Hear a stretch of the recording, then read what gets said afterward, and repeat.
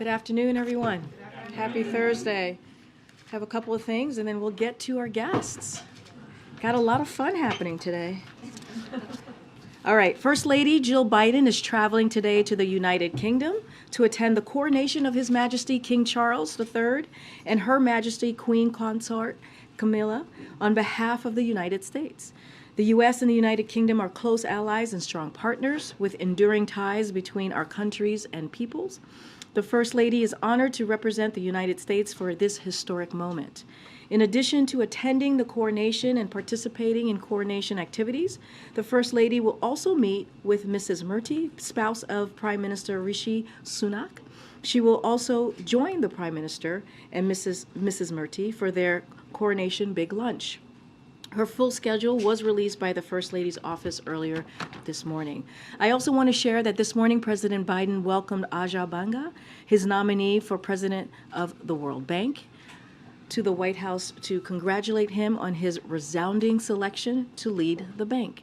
They discussed how they will continue to work together to transform the World Bank to reduce poverty, address global challenges, including climate change, and expand prosperity around the globe.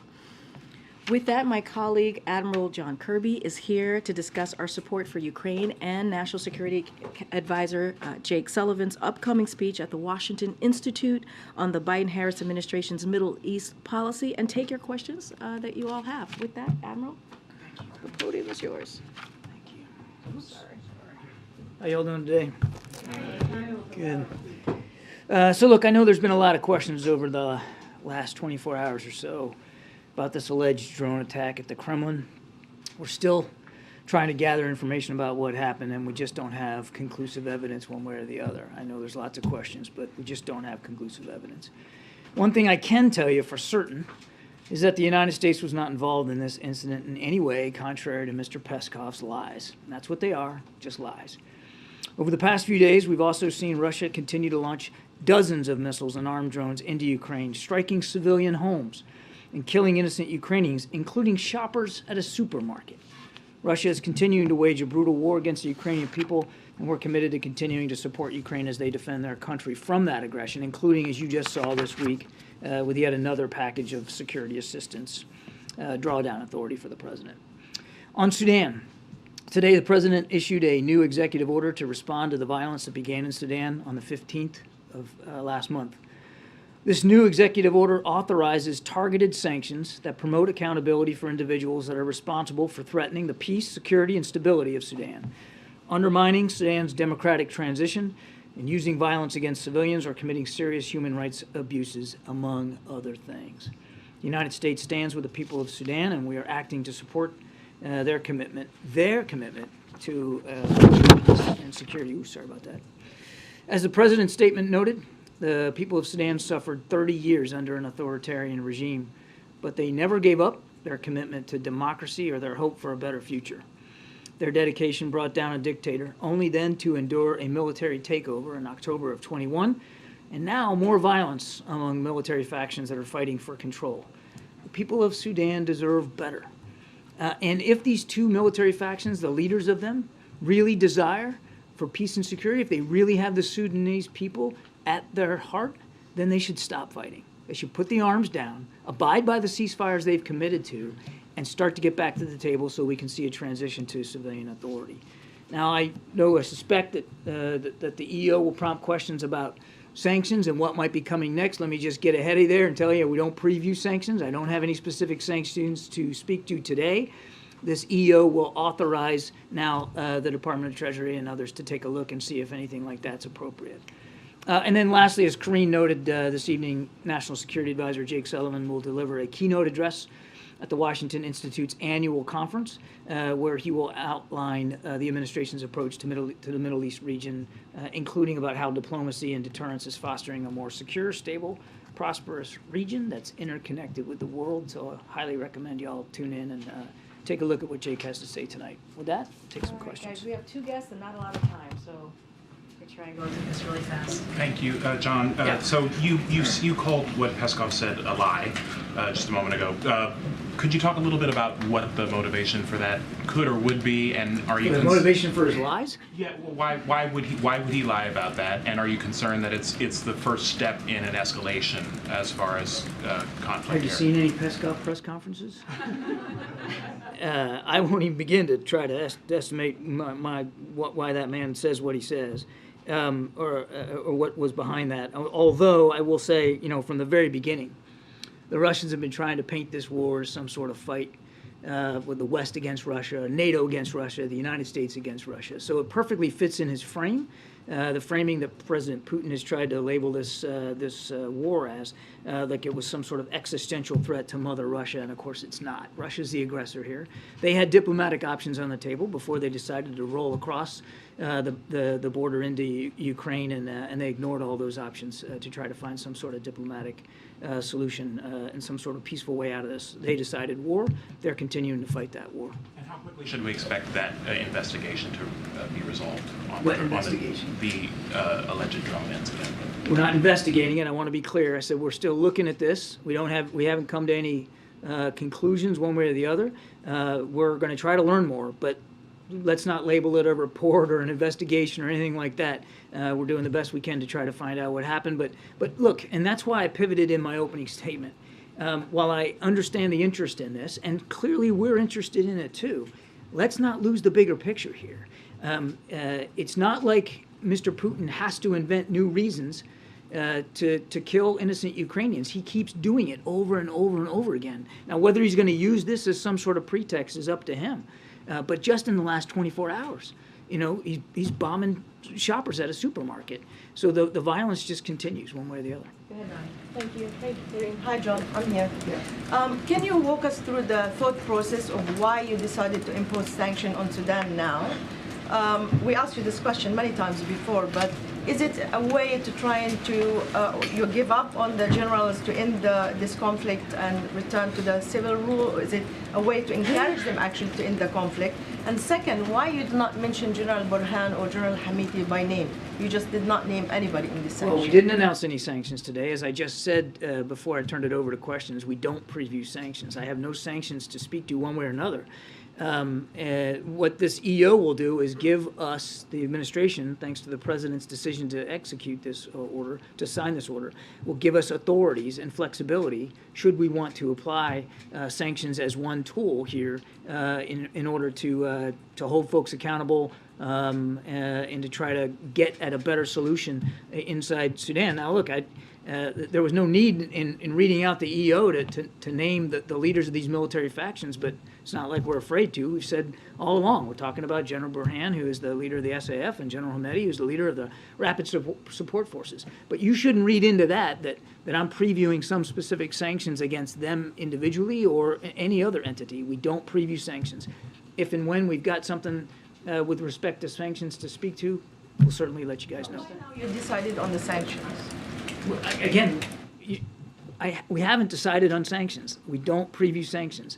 This EO allows for authorities to look at tools, leverage tools, particularly in the case of sanctions, possibly sanctions. But we haven't issued any sanctions. John and Admiral, thank you for being here, and I understand what you're saying. You're still assessing the situation. Can you help us understand what, if any, conversations is the administration having with Ukraine to help it brace for what appears to be a new round of Russian attacks at this point? It's almost a continuous round, Kristen. I think if you're sitting in Kyiv, you wouldn't be talking about a new round. It's almost constant, the barrage that Mr. Putin has continuing to visit upon Ukrainian cities and the Ukrainian people. And what are we doing? We're focusing a lot on air defense. The majority, I don't have the exact figures with me, but the majority of cruise missiles that were launched against Ukraine in just the last 48 to 72 hours, the Ukrainians were able to down using air defense capabilities that have been provided not only by the United States, but by allies and partners. So we are continuing to focus on that. And Secretary of State Blinken said that the U.S. has more confidence in Ukraine's capabilities heading into this spring offensive than was suggested in those leaks. Can you speak to that? How much confidence does the administration have in Ukraine's spring offensive, and when do you expect it to begin? I'll tell you what we're confident in. we're confident that we have done just about everything we can here in the United States, but also speaking broadly for our allies and partners, to make sure they're ready if and when President Zelensky chooses to go on the offense. And he's the only one that can make that decision. So I can't answer your second question, but I can tell you that we've done everything we can to make sure that they're ready. They have the vast majority, and by vast I mean something to the order of 98% of what they asked for materially to do offensive operations in the spring. They've got it. Armor, artillery, air defense, ammunition, including just the recent package, not to mention the training we've done for multiple brigades of Ukrainian armed forces outside the country. So it's not just the stuff, it's the know-how how to use that stuff in the field for what we call combined arms maneuver, which is what they believe they're going to need, operating in open terrain, integrating mechanized infantry and artillery and air defense all in the field. So we've done everything we can. That doesn't mean that we're going to stop. Doesn't mean like we're just done. You're going to see continued support from the United States going forward. But as for the actual execution of any kind of spring counteroffensive, that's got to be up to President Zelensky. Hey, John. In terms of the potential drone attack on the Kremlin, can you just tell us what your baseline of facts is? I mean, have you been able to authenticate any of these videos? No. Are you able to confirm that there was a drone attack that No. indeed took place? And can you walk us through any of the Next potential... question. You go through it. Rapid fire. Can you go through any of the potential theories that you have for what this could have been or what the potential motivations would be? I think the last thing I'm going to do, Jeremy, is speculate up here. We're still trying to ascertain exactly what happened here and do the best we can. And we're going to be humble about this, Jeremy. It may be that we'll never fully understand exactly what happened here. So I think I'm just going to leave it at that. I'm not going to speculate. And then secondly, on China, the U.S. ambassador to China said yesterday that the U.S. is ready to talk and engage at a high level with Beijing. So far, it seems like it's been crickets from Beijing. Have you gotten any signal that China is gearing up to be open to that kind of high-level dialogue again? And are you putting back on the table rescheduling Secretary Blinken's trip to China, which was canceled earlier this year? We never took it off the table. It was postponed. It was never canceled. And I think Secretary Blinken spoke to this yesterday, that they're still communicating with the PRC about trying to get this back on the schedule. We certainly like to get them over to Beijing to open up some more of those lines of communication that the Chinese shut down after Speaker Pelosi visited Taiwan. I would tell you that that's a good segue to my next point, which is the lines of communication with the PRC remain open. I mean, it's quite one-sided at this point. We have an embassy there. We have an ambassador. We have an ability to communicate directly with the Chinese. Certainly through the State Department here at Foggy Bottom in D.C., they have the ability to continue to communicate with the PRC. The lines of communication are not shut down completely. The problem is, Jeremy, that some important lines of communication were shut down, like the military-to-military channel, and we'd like to see that get back opened up because, I mean, I think we can all understand with all the tensions going on, particularly in the South China Sea, that the risks of miscalculation go up when you can't talk to one another. Climate change is another venue, a vehicle for bilateral communications that now is shut down, and I mean, we believe it's an existential threat to the planet. Chinese and the United States are two of the largest emitters of greenhouse gases in the world, so there's value for that line of communication to get back opened up. We're committed to that. Go ahead, Tam. I'm going to have a couple more. Heading into May 11th, the U.S. has had some troops going to the U.S. border and other items to prepare for possible influx of migrants. What is the U.S. asking Mexico to do to prepare? Are you expecting them to match that force or anything like that? No, I would walk you away from thinking that this additional force deployment there's some sort of reciprocal action that we're looking for from Mexico. I'd point you to the readout of Liz Sherwood Randall's trip to Mexico City. I mean, it's clear that we've got good dialogue with Mexican authorities, both at getting at drug trafficking as well as illegal immigration. And we're grateful for the Mexican government's willingness to continue to take and house migrants that illegally are trying to enter the United States. So there's been a terrific dialogue there. I'd point you to that. But don't think about this extra 1,500 troops as some sort of thing we're looking for reciprocal behavior. Again, and Karine did a good job with this yesterday, but just to reiterate, these these troops are not going to participate in law enforcement activities. They're simply going to flesh out what is already an existing mission by DoD on the border with administrative tasks, helping with logistics and sustainment and that kind of thing.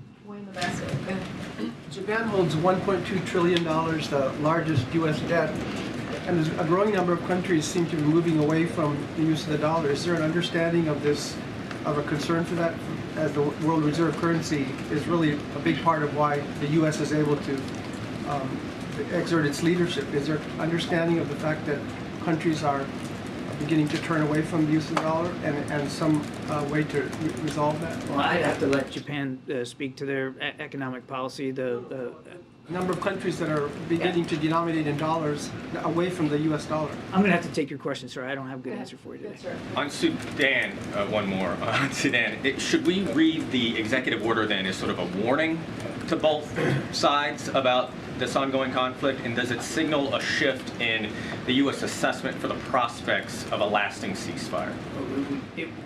I think it would be terrific if there was no need to execute sanctions one way or another. No, I wouldn't read it as a warning. It's the president setting up the proper authorities in case we want to use those kinds of tools.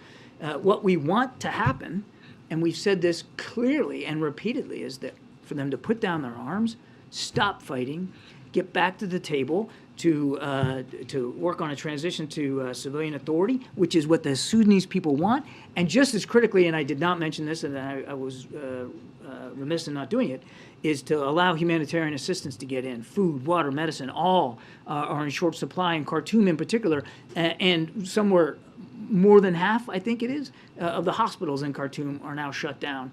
None of that's good for the people of Khartoum or Sudan, so that's what we want. But has the analysis shifted at all on sort of the prospects for that ceasefire to hold? We're still working at that. I mean, it has been extended, as you know, a couple of times. There has been sporadic fighting in spite of that. That said, they have led, in general, and I'm speaking generally, to a reduction in the violence, which is good, but it's not good enough because the humanitarian assistance is still not getting in because it's still too tenuous and too dangerous. Okay, time for 3 more. Thanks. Going as fast as I can. Do you expect to ever be in a position to be able to confirm whether this drone attack took place or not? Okay. As far as President Zelensky and President Biden go, are you expecting any sort of a conversation between them in the near term? A conversation between President Biden and President Zelensky? They talk regularly and frequently. I couldn't tell you when the next conversation is going to be, but these are two leaders that have a frequent, regular communication with them. And with respect to the South China Sea, the president is heading to Australia later this month. Could you talk a little bit about what you view to be the benefits of the nuclear-powered submarines and how that would affect military readiness? What this is about helping provide Australia with a nuclear-propelled submarine capability, which will obviously, and you saw the rollout there when we went to San Diego. It's going to take a few years to get them there because the engineering work that has to go into operating safely, which is essentially a miniaturized nuclear reactor on an undersea craft, is pretty complicated.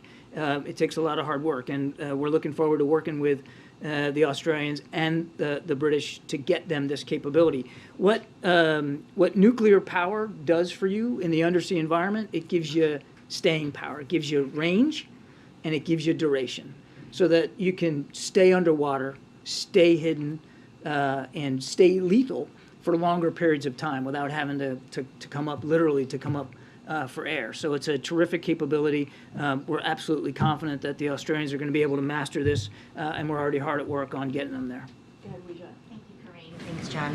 Publicly, you've said many times that these allegations are a lie, and I wonder if behind the scenes that message is being delivered as well, and what you can share about engagement with the Russians, if there is any, about understanding what happened. I know of no, and I'd refer you to the State Department, I'm not aware of any private conversations between us and Russian officials over this alleged drone attack. I mean, it just happened yesterday. But I mean, I think we've been pretty clear that what Mr. Peskov says is just a blatant, bald lie. And I don't know that we need to privately convey that to him. I've been saying it all morning, and I'm saying it here again today. Given the nature of the allegations, what does it tell you about the intensity of possible retaliation? In other words, if it is a false flag operation, is there a concern that the response is going to be proportional? It's hard to look at what's been going on in Ukraine for now more than a year and slap a proportional label on it. Ukraine wasn't threatening anybody. They were certainly not threatening Russia. And yet, Mr. Putin decided to roll on in with about 190,000 troops, tanks, and other armored vehicles. He continues to bomb Ukrainian cities and civilian infrastructure with cruise missiles and drones. And there's nothing proportional about this. Ukraine's fighting for its life. They're fighting to defend their territory. And we and so many other nations are doing the best we can to help them do that. Now, how Mr. Putin reacts to this alleged drone attack is going to be up to him. But it's difficult to see, at least from where we're sitting, it's difficult to see that he's sitting around waiting for some excuse to continue to victimize the Ukrainian people. Now, maybe he'll use it that way, and I don't know whether it was a false flag. But that's why I pointed you to the last 24 hours. Just in the last 24 hours, 24 Ukrainians killed. Some of them shopping for food for dinner. The brutality is just, it's off the charts. It's not, there's nothing proportional about this fight. Nothing. Last question here. Thanks, Karine. John, I've got a question about House Oversight Committee subpoena that was issued yesterday. It's seeking an FBI document from 2020 that, quote, describes an alleged criminal scheme involving then Vice President Biden and a foreign national relating to the exchange of money for policy decisions.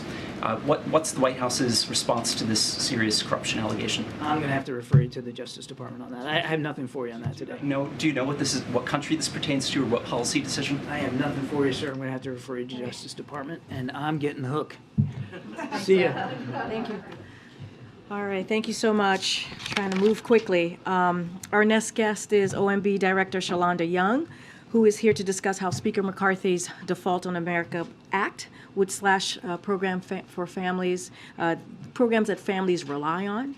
Before I kick it over to Shalonda, I wanted to note new analysis from Council of Economic Advisors, which confirmed with real-time data that we are already seeing significant market stress from default threats. CEA's analysis showed even getting close to default could be incredibly damaging to financial markets and cause serious economic harm to American workers and businesses. Brinkmanship would cost hundreds of thousands of jobs and slow the economy. An actual default would be even more severe, with the economy losing 8 million jobs. If the default were to last 3 months, 8 million jobs for 3 months, if it were to last for 3 months. There's a broad consensus among economists that default would create an entirely avoidable economic catastrophe. That's what's at stake here. That is what is at stake. That's what the president's been talking about. That's what we've been trying to make very clear for the American people what's ahead. If this were to be allowed by House Republican, with that, I will turn it over to Shalonda Young to discuss House Republicans' Default on America Act in more details. Shalonda, the floor is yours. I am only supposed to come here on budget day, and I promise you I'm not going to surprise you with budget number 2. But still happy to be back with you today. Look, for most Americans outside of this town, which is who we're all here to work for, the conversation around budgets and default are sometimes made to by a lot of leaders here to sound more complicated than they are. It's pretty simple. Last week, we saw House Republicans pass a partisan bill that essentially says we're going to put our entire economy at risk unless the president agrees to our entire agenda to gut programs hardworking families depend on. Does it sound extreme? It's because it is. Imagine if this president said, here's my budget on March 9th. If you don't take it all, lock, stock, and barrel, don't change a word, pass it without changes, I'd be willing to cause a recession and cost millions of people their jobs. That would be extreme. Look, the president's position is simple. Congress needs to take action to prevent default without hostage taking or political brinksmanship, just as they did 3 times under the last president. He is eager to have a separate conversation about the budget without threatening our economy. But I want to be really clear. This is not some abstract debate.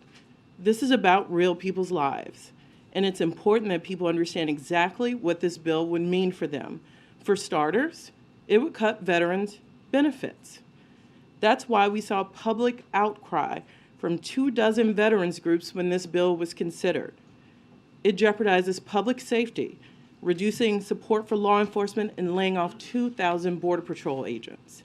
Undermines rail transit safety, leading to 7,500 fewer rail safety inspection days and increasing wait times at TSA checkpoints. Slashing funding for schools with low-income students, impacting an estimated 26 million students. Taking away nutrition services for seniors. We're talking Meals on Wheels. It will jeopardize health coverage and access for 21 million Americans. The list goes on and on. And by the way, if House Republicans ultimately walk away from some of these deeply unpopular cuts, then their cuts to everything else get worse. The math is just the math. And here's the kicker. Their bill does all of this, even as they separately fight to extend trillions of dollars in tax cuts skewed to the wealthy and corporations in this country. So don't let anyone tell you this is about fiscal responsibility or deficit reduction. It is not. This is about using the threat of a catastrophic default to extract deep cuts that the American people do not support. The president has taken a very different approach. In March, he released a budget that invests in the American people. You've heard me and you've heard the president say this, grows the economy from the middle out and the bottom up, and cuts the deficit by nearly $3 trillion over the next decade. We do that by cutting hundreds of billions of dollars in wasteful spending from big pharma, big oil, and other special interests, and by asking the wealthy and corporations to pay their fair share. You know what we don't do? We don't ask American people to be the only one that gives at the table. We don't cut cancer research, Alzheimer's research, Head Start slots to put our country on a better fiscal path. So the bottom line is, Congress needs to act. Preventing default is their basic constitutional responsibility, and they need to get it done. Thank you. Okay, the math is the math. Go ahead. You've laid out the stakes pretty clearly here, but so far no one seems to be budging. So I wonder, especially given the clock really ticking at this point, we are just a few weeks away, at what point do you start planning for default to actually happen? Have those plans already started? Are you talking with companies? Look, we believe, and this might be Shalonda the optimist, and I worked with a lot of those members of Congress in my nearly 15 years on the Hill. They all know the devastating results default. Many of them were around in 2011 when our full faith and credit was reduced. And so I have hope that we will find a path to avoid default. But it's our job to keep coming to you, go to the American people, and make sure people understand what this debate is about. It's not complicated. So this is what we're doing to make sure we keep that drumbeat up. And I do believe the majority of the members of Congress know that that is the wrong path to go down. Look, we saw the partisan process play out. Now we need to pivot to a bipartisan process. That's the only thing that's going to make it to the president's desk and avoid default. You mentioned the U.S. credit rating, which was downgraded the last time we got this close to default in 2011. How concerned are you that we could see a repeat of that the U.S. could be downgraded if this comes down to the wire, even if default is ultimately avoided? Like you heard Karine talk about our economist report. Clearly, any of those things should concern any American. They're going to be paying more for loans in this country. It's going to take their cost of living any higher. Of course, we're concerned. We're calling on the reasonable people in this town to do the right thing. Look, a bill tomorrow. This is what we don't talk about. Congress could put a bill on the floor tomorrow. Avoid default. The D.C. drama, the political brinksmanship, that's what that is. Nothing is preventing Congress from moving to avoid default. And they need to do that, whether it's tomorrow or next week. Shalonda, is a short-term increase to the debt ceiling on the table? Is that something you could line up with the September 30th appropriation schedule? Look, congressional leaders are going to have to figure out a way to do this. Of course, I'm sure there'll be conversations about the length. You saw the length in the congressional Republicans' bill that would take us into this situation again this time next year. So I'm sure one of the things on the table we will have to work through is how long. I'm not going to take anything off the table. The important thing to do is to make sure we do this and leave the drama behind, regardless of what length we end up in. And if Congress does not act in time, what's your comfort level with issuing premium bonds, prioritizing payments, some of those strategies we've heard talked about? I'd like to remind people prioritization in many bills moving through Congress ideas default by another name. Paying some bills, not all bills, default. We are Americans, we pay our bills. So it sounds like from your answer to Kevin's question, you're not taking a short-term stopgap off the table. If Congress were to send the president a bill that would waive the debt ceiling, let's say through the end of September, he would sign it?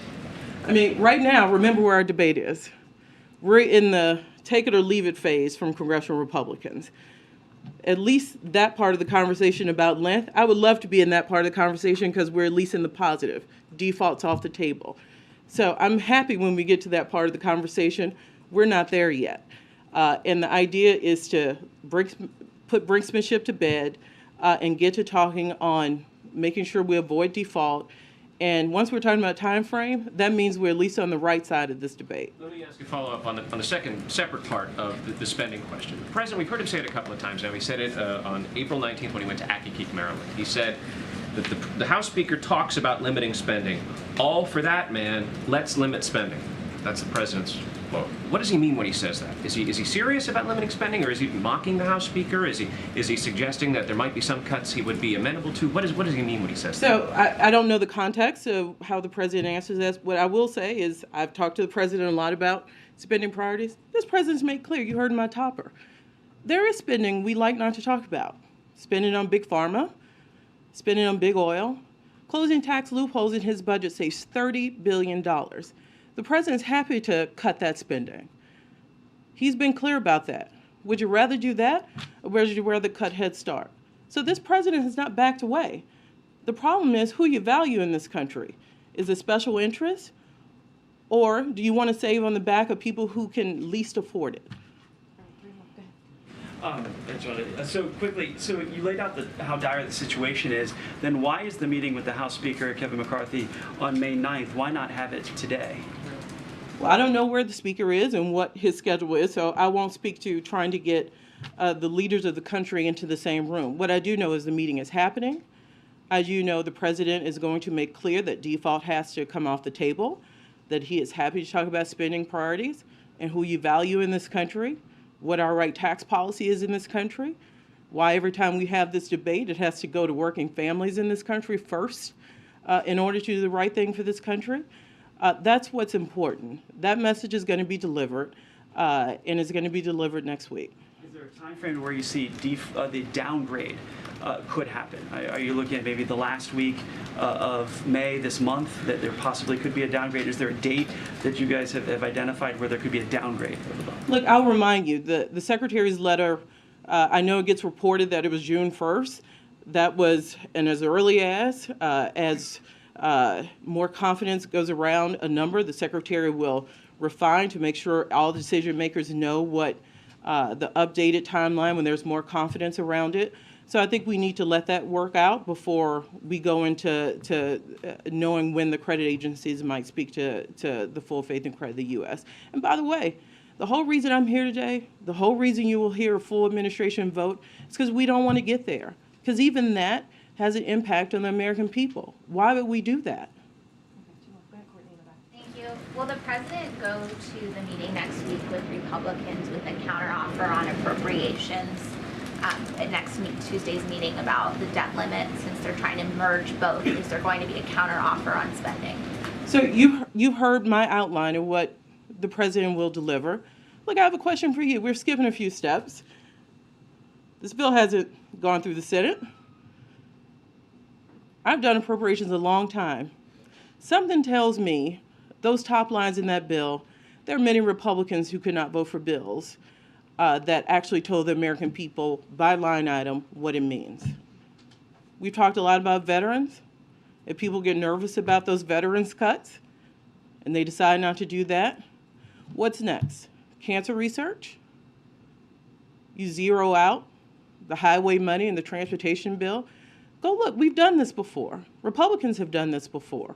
2013, 2014, put a transportation bill on the floor, never left the floor. Because those cuts hurt communities, whether you're represented by a Democrat or Republican. So we've seen a partisan process that's vague on purpose. Wait till you see the details. Let's see when the appropriations process falls down. I think they need to work out some of their own issues to see if those top lines really sail with congressional Republicans writ large when we see spending bills come through. And then they need to tell us what they can pass and get to the president's desk. On appropriations, can I ask one more thing?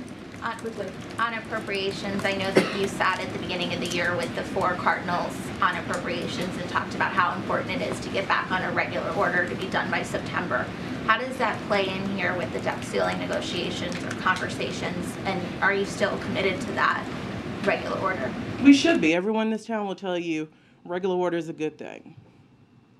It makes it hard. It makes it hard when appropriations spending is being brought in to a default conversation. Those things should be handled separately. That's my entire point. So not only is it catastrophic from a default perspective, it sets us on a road to be ineffective in the appropriations process. So this is a cascading problem, and we need to look at it that way with a holistic approach. How do you do the spending process when it's being brought forward into this very partisan process? Thank you. Thank you for being here.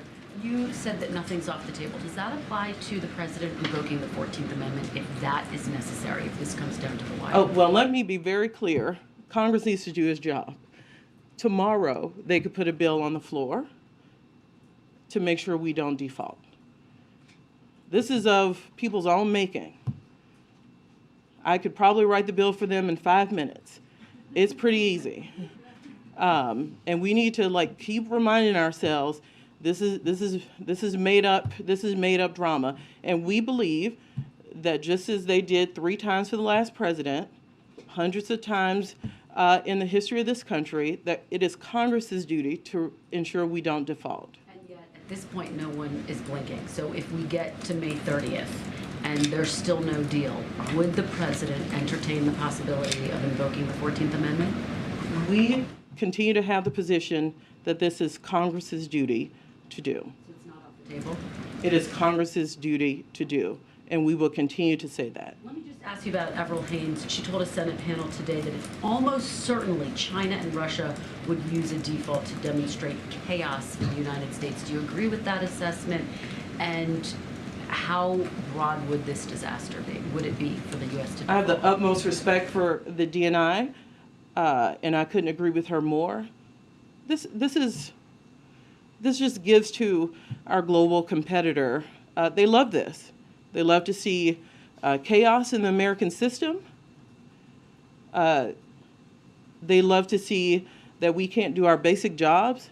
It's no less than a test of what works in this world. Does democracy still work? Or does the Chinese way work? In things like this, we have to step up to the plate and do what's right for the American people, because it's no less than what the DNI has laid out. And by the way, some of these cuts, I know people want to take defense off the table. What about our research? What about manufacturing? All the progress we've made in bringing manufacturing back to this country. Why would we, at this moment in time, with the progress we've seen in unemployment, manufacturing jobs, making it in America, why would we do anything in this country to not only halt, but reverse that with having a made-up fight that could be ended tomorrow? Okay, thank you, ma'am. Thank you. You all look lovely this weekend. Thank you for You did too. Thank you for your TED Talk. Sholanda's TED Talk.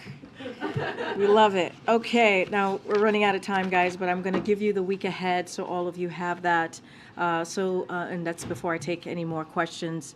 And of course, you should be interested in what the president's doing next week. So tomorrow, the president will participate in a meeting on how his Investing in America agenda is creating good-paying jobs and rebuilding the economy from the middle out and bottom up. On Monday, the president will host a screening of American-born Chinese in celebration of Asian American, Native Hawaiian, and Pacific Islander Heritage Month. On Tuesday, the president will meet, as you all know, with Speaker Kevin McCarthy, Leader Hakeem Jeffries, Leader Chuck Schumer, and Leader Mitch McConnell at the White House. We will have more to share on that.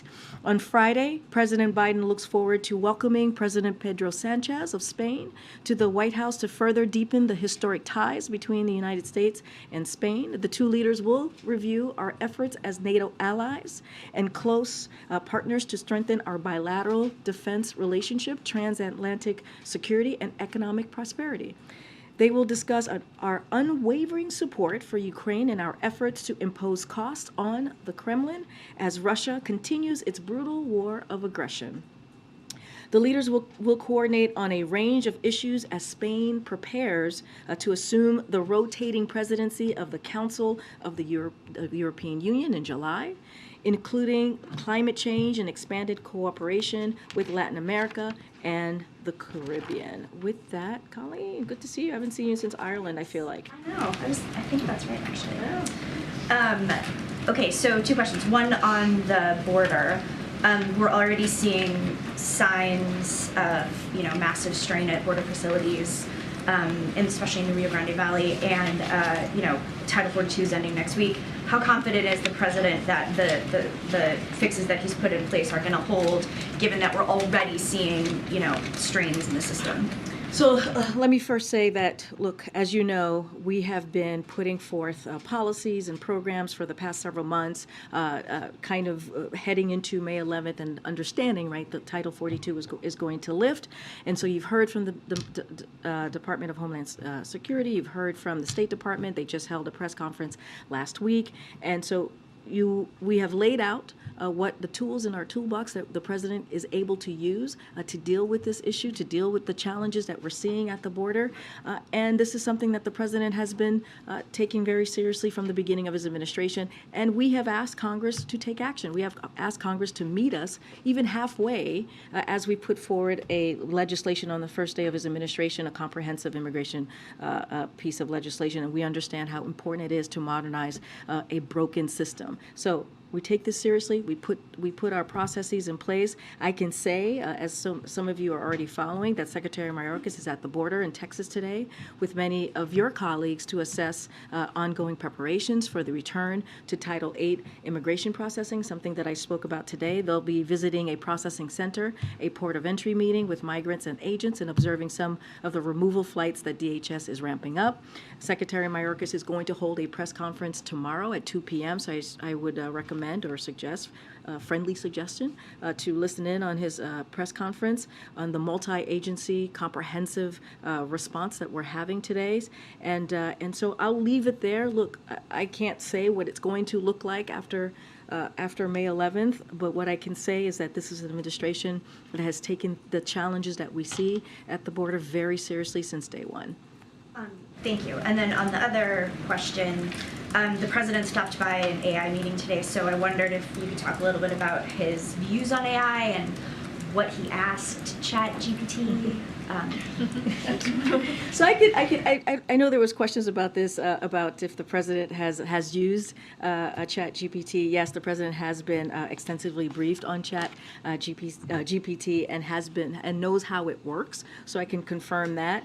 I know as it relates to his thoughts, but what I want to, I haven't asked him about his thoughts on it, but look, this is something that is important to the president. This is why he has had continuing engagement on this issue. As you know, he had one very recently with PCAS, and you all got to hear a little bit from him. As it relates today, the vice president and senior administration officials convened the CEO meeting, and these CEOs lead companies at the forefront of AI innovation to underscore the president and vice president's belief that AI is one of the most powerful technologies of our time, but in order to seize the opportunities it presents, we must mitigate the risk. And that's what we want to see. We want the risk mitigated, and we want the products to be safe. And so that is what you're seeing from these this engagement in particular with CEOs, but that is something that the president has certainly want to make sure that we're dealing with AI in the way that,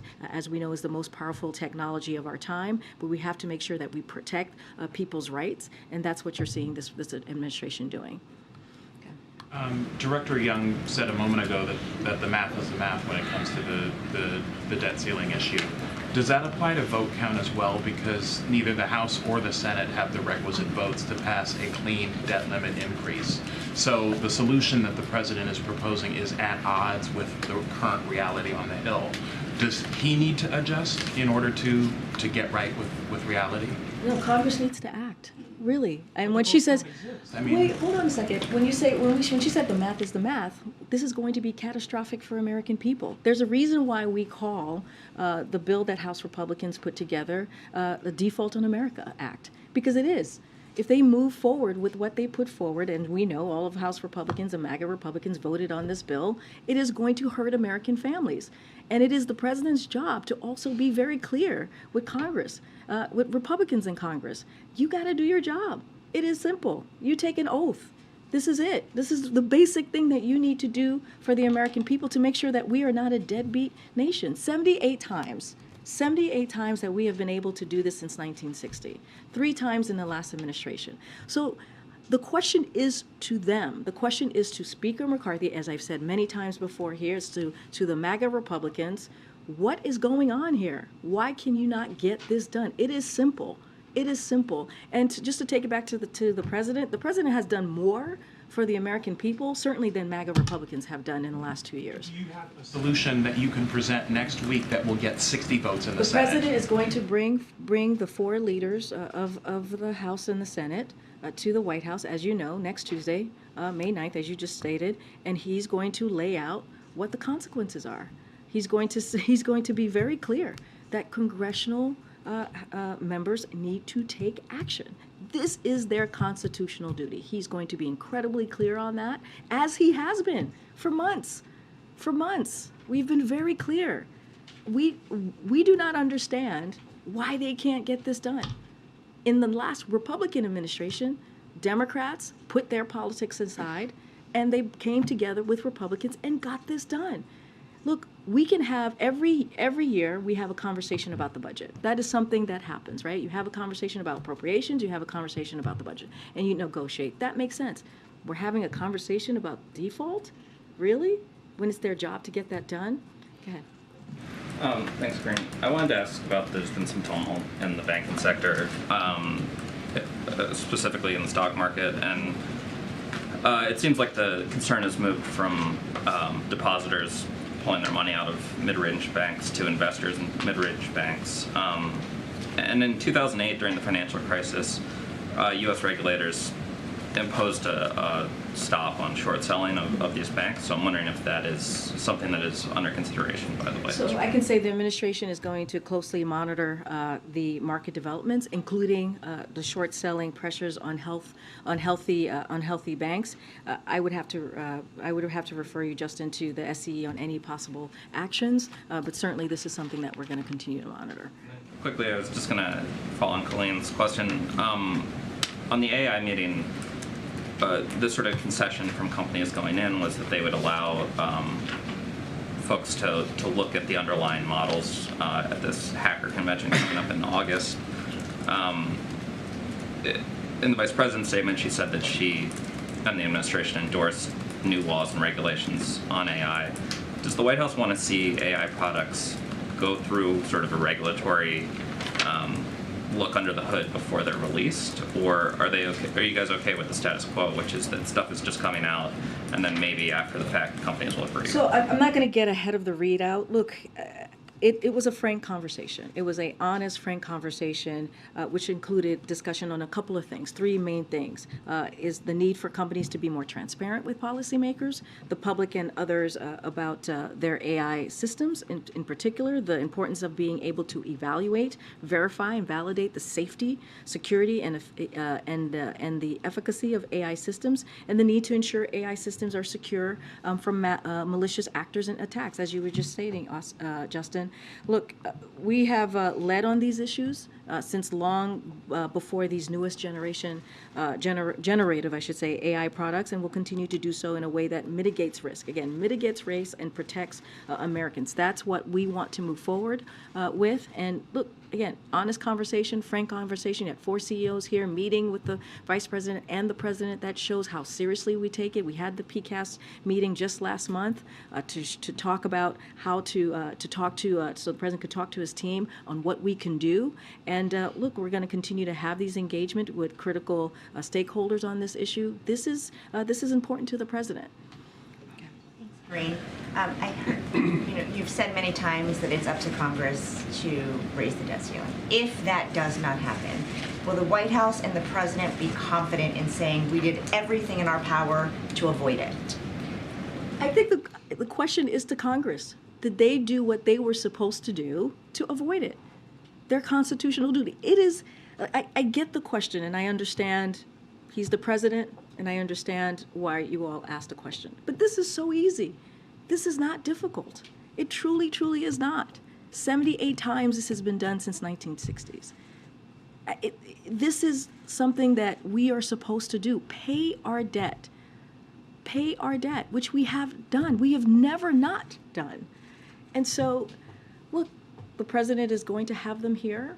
He's going to lay out why it is so important and critically important that we do not allow the American families to be hurt here, because that's what the default will be. That's what their bill will do. And so it is on them. It is on them. I hope when Speaker McCarthy comes here next week, you all can ask him. Ask him that question. What is he going to do? He is the leader of the Republican caucus, right? The Republican conference. He is the speaker. This is something that he needs to do. Speaker Pelosi made it happen. She put the politics aside and made it happen.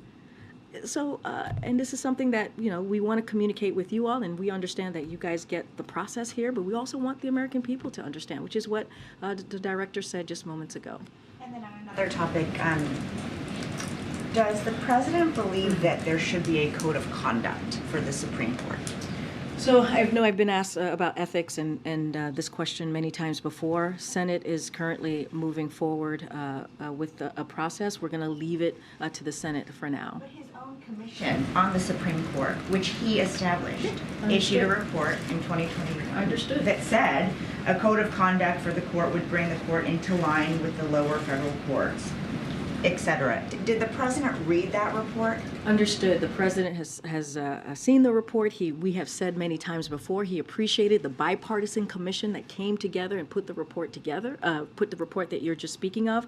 As it relates to this moment in time, Senate clearly is taking some sort of action. They're going through their process, and we're just going to leave it there for now. On this topic, you have said from the podium that you're not going to comment on any stories having to do with Justice Thomas and his own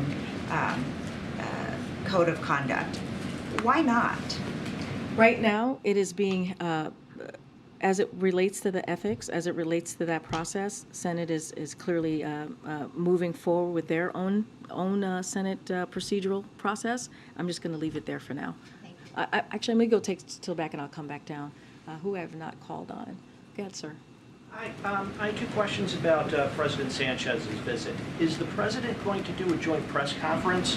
And also, we've had the leaders of the Philippines, Ireland, and Brazil here without joint press conferences with the president. What is the threshold for which leaders get a joint press conference and which ones don't? No, I appreciate the question. We had a joint press conference just recently, just last week, with the South Korean president. As you know, I'm sure you probably listened in on it, which happened, I think, about a week ago. last Wednesday, so that occurred. I don't have anything to share about Spain and their travels, and we'll have more details about what the agenda will look like. Look, every conversation is different. It is a diplomatic conversation that occurs when we talk about what they're going to be doing here at the White House. I just don't have anything more to share on that. Go ahead. Thank you. French Chief Inspector for Prison denounced in a report published yesterday indiscriminate arrest at French pension protests. She talked about systematic use of police detention as a method of repression. What is the administration take on this latest accusation against the police in France? I would refer you to the police in France to deal with this question. See the events that are. I would refer you to them. You keep saying that the president next week at this meeting with the congressional leaders is going to, lay out the consequences, outline why this is so important. You also noted, though, that you guys have been laying out the stakes for weeks, and yet nothing has changed. What makes the president think that getting in this room, laying out yet again what is at stake here, is somehow going to suddenly change Republicans' calculus? Well, you know this president. He's been the president. He's been the vice president. He's been the senator. He's been on the other side of Pennsylvania Avenue dealing with these types of issues. He knows these folks, right? He knows these leaders. And the president has been able to get things done in a bipartisan way in the past. We have the record to show that. And so he's going to sit down, have an honest conversation, a frank conversation. Don't want to get into what could happen or what might happen coming out of them. But I think it's important for the President of the United States to lay out on behalf of the American people what this will mean directly, face to face, directly to the Speaker. And so that's what you're going to see. Look, we know that Leader Jeffries and we know that Leader Schumer and the President are on the same page. They have been on the same page for months. This is something that Congress needs to do, and we've been calling on Speaker McCarthy and House Republicans to do their jobs. So look, they're going to have a very frank and honest conversation. This is something that the president knows how to do and has done it in various positions. And so we'll see how it goes. One other quick thing. On the shooting in Atlanta, has the president reached out to any of the families or the victims?